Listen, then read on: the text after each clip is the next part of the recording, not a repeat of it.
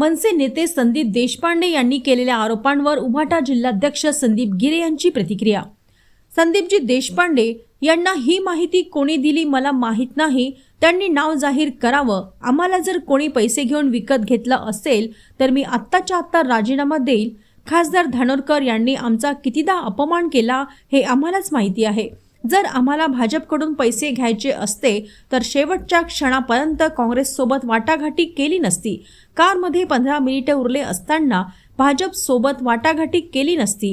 1 कोटी आले असते तर आलिशान हॉटेलमध्ये बसून चर्चा केली असती। आम्ही जे काही केलं ते स्वाभिमानासाठी केलं। संदीप देशपांडे स्वतः शिवसैनिक राहिलेले आहे, त्यामुळे त्यांनी असा शिवसैनिकांचा अपमान करू नये।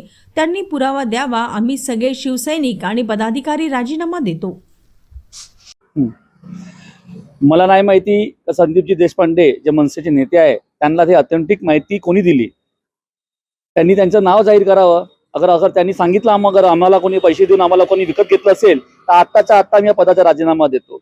आम्ही जे लढाई लढलो किंवा जे आमचं जे इथं स्थानिक लेवलवर आमचं जे राजकारण झालं हे आम्हाला माहिती आहे। आमचा अपमान किती काँग्रेसने वारंवार खासदार बहिणी जे आहे बहिणी आमच्या त्यांनी कितीदा केला। आम्ही वारंवार सकाळी 10:30 पर्यंत त्यांच्या काँग्रेसच्या ऑफिसमध्ये विजय वडेट्टीवार यांच्या घरी बसलो नसतो अगर पैसे आम्हाला भाजपकडून घ्यायचे असते तर। रस्त्यावरती जे 15 मिनिटं उरले होते, जो आमचा फॉर्म्युला ठरला होता पदाचा, तो रस्त्यावर बसून साईन नाही केला असता। एखाद्या हॉटेलमध्ये आलिशान 1-1 कोटी आले असते, एखाद्या आलिशान हॉटेलमध्ये बसून या सगळ्या घडामोडी झाल्या असत्या।